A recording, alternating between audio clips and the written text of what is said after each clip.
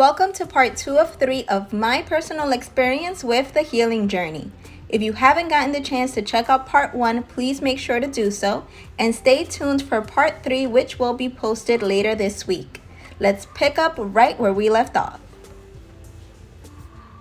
Like it bum rushed me out of nowhere, and it was just like, I'm sad because of people I have lost, but at the same time that sadness is attached to this anger that I feel because I feel abandoned. There was a wound of abandonment there, and that just struck such a strong chord with me, and I decided to follow it. At that point I was super uncomfortable because I'm like, abandonment, really? Like, this is ridiculous. I have so many wonderful people in my life. So then I went to that abandonment room. I'm like, okay, abandonment, why do I feel abandoned? And it all just trickled down one thing after the other. Because I was unworthy. It brought up feelings of rejection. It brought up an inability to receive love. I can be very loving, I can give a lot of love in return, but I couldn't receive it. There was some sort of block there with me receiving because I felt that I was unworthy. I felt that I wasn't good enough to receive love from people because I had experienced rejection and abandonment, and that people left. I wasn't enough, or I wasn't worthy of certain people staying in my life or being as present as I would have wanted them to be. Now, that was huge, because as I'm acknowledging this, the tears come again. And it's just like, wow, like this is how I really feel. And that took a lot for me to acknowledge, because I consider myself to be a very strong individual.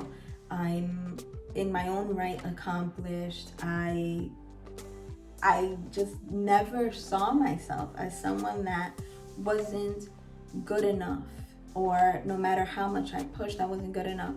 And as I started studying this within my life, I started seeing it. And it's like, yeah, because I can set this goal and push with such tenacity for that goal and get there. And I have the accolades and the applause and people around me and the support and congratulations everywhere, but I couldn't internalize it. And it was because my heart wasn't open to receive that energy. It was a constant having to prove, and that's in a way I did accomplish in life, using that type of fuel. It hindered me more than it did any good. But that was my fuel. Like, okay, I'm not good enough, so I'm gonna show you that I am good enough, and I'm gonna push 300% to what it is that I want. But then once it's accomplished, I can't internalize that accomplishment. I just couldn't. And it was because I was doing it not for myself, as I should have been doing it, but for others, because I was trying to prove a point. My life was an ongoing cycle of trying to prove a point to those that had abandoned me through life, that I was good enough, and that I was worthy enough, and that I was able to be successful. And, shame on you for not being present, or for thinking that I wasn't worthy of your presence. But then that's where it hindered me so much, because I was never able to internalize all these accomplishments. I was doing it to prove a point to an external outside source, not for any type of fulfillment within myself. So something to keep in mind. That was mind-blowing for me, difficult to accept. I'm not gonna lie, it wasn't like, oh, I found this wound and I understand so much about myself and why I operate the way I operate and why I do the things I do. It was hurtful. It was very painful to acknowledge, because I never saw myself as this person. And the truth was that the way that I was living my life, I was just, putting these veils on top of these wounds because I wanted to cover them up. And now that I was taking the veils off, I really saw what was lurking underneath. There's always that self-doubt there. There was this self-doubt that was really in the background a lot for me. Like, I don't know if they're saying that you can do it, but you know you can't. You know that you're not good enough to accomplish that. You know that you don't have the confidence to be able to walk into that room and take on that project and go for this and go for that. So the wounds of unworthiness and not being good enough and rejection and abandonment really leaked into amplifying or creating fertile ground for self-doubt, lack of confidence, and a couple of insecurities, various insecurities, which maybe I can go through in another video. But these wounds created fertile ground for many self-limiting beliefs. And just getting to the core, the root of it, has really made such a huge difference in my life. Now, what happens when you finally found the wound and you acknowledge it and you see how it's been affecting you through your entire life and you're just faced with this? And there usually is like an image, a word, a situation that you're associating these wounds with. What happens, especially when this wound is associated with an individual, a person? My initial reaction was to react. Once I acknowledged everything that was going on within me, it's like, okay, this isn't good and I need to take this out. How am I going to do that? Initial reaction, hurt. I feel hurt. I feel hurt. I feel devastated. I feel like so disempowered. So if I hurt, the way for me to feel better would be to hurt the other person. And in what ways was I doing this? I had a whole conversation with these individuals in my mind, and I even spoke out loud as to how I felt, putting words to these feelings as if these people were standing right in front of me. And as I spoke and I'm having these conversations, anger just like riled up, like by 1,000%. If I was angry before all of this started, now I'm really angry. The words that were coming out of my mouth, the energy that I was using was just like so packed with so much turmoil and emotions. And it was almost like I have to get on a phone or write something because this person needs to know how they have hurt me, and that's the way that I'm gonna feel better when I get an apology. It was almost like when I get an apology, I'm going to heal and I'm going to get better. And after a few minutes of sitting with that, it was just like, no, it's not after they validate your feelings, after they validate your experience and what was done to you, that you're going to heal. Because once again, I'm handing over the power to an outside external source in order for me to be whole again, in order for me to be able to release this old pain. Because what happens if that person doesn't acknowledge your pain? If to them you're making the whole thing up, or they just can't understand it, or to them it's just simply not that big of a deal. So if the person that you're looking to validate the experience and apologize to you is not willing to do so, does that mean that you have to live with that old pain for the rest of your life?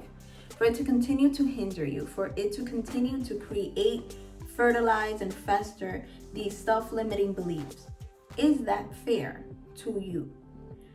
And it was an automatic no. It was an automatic no. No, it's not fair to me. So what I have to do is take back that power and take back that control. It does not matter if, at least that's how I played it out in my heart, in my head.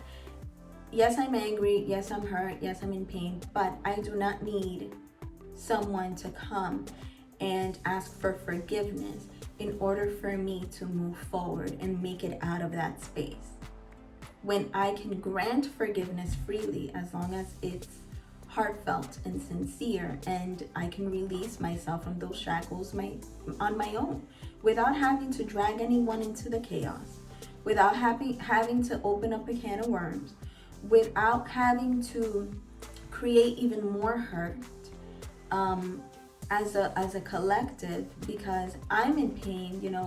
in order for me to feel better, I don't have to displace my pain onto you.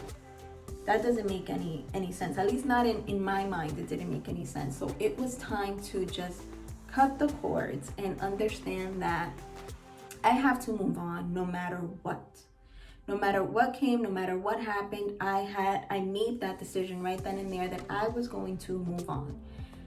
Now, when I made that decision, what came to me almost right away was to not judge. And it was to not judge myself for the decisions I had made, to not judge myself for allowing those wounds and certain situations in my life to hinder me for so many years, and to not judge those that had caused me hurt and pain in some way. To not judge them, that we are all on this journey together. Each person has their own personal path, and we're all walking at different paces. So I couldn't sit there and really judge someone else's behavior and assume that their behavior had anything to do with me, and to take that behavior so personal that I allowed it to just really create all these blockades in my life. So it was it was, don't judge. Don't judge yourself for what happened. Don't judge others and any external forces for their actions and their behaviors, because you don't know the full story. You're taking it way too personal. It has more to do with them than it has to do with you. People can't give you what they don't have. If you feel that you weren't loved, guess what? Maybe that person didn't have love to give. Maybe they didn't understand what love was. If they couldn't be present in your life, or decided that they didn't want to be present in your life, there was a reason for that. And that reason, probably only they would understand. If I really sat there and tried to understand why they did what they did, and try and rationalize it so that I can feel better. Usually when you have these answered questions, if you have the luck of getting them answered, you just create new questions in your mind, and it's just this ongoing cycle that never ends. So I was like, you know what? I don't want to know. I don't want to know. I choose not to judge you, and good riddance. Send love, peace, well-being, and forgiveness to all those that had caused some sort of harm, that were coming to my mind, that were associated with these wounds that had come up for me. And forgiveness for myself, definitely, for being so hard on myself, for holding on to this pain for so long, to an extent that it had hindered me in the way it had. And just learning to release and to let go. There's gonna be bumps in the road, especially when your ego wants to come in and take over, because in my personal situation, my pride wanted to keep me anchored in that dark space, in that dark place, because my pride kept telling me, so you're just gonna let it go? So you're gonna just let them disrespect you like that? So you're not going to call them out on it? So you're just not going to do anything? This person can keep living their lives as it was, and you were under so much pain and hurt for so long. That's not justice, right? Justice must be made to yourself, your being, whatever. And I recognized that it was my ego all the way. My ego needed to be compensated somehow, to be filled somehow. And it was a constant of having to push it away, because if I was going to go in that direction, I was going to hold on to that old pain indefinitely, because as we all know, the ego cannot be satisfied.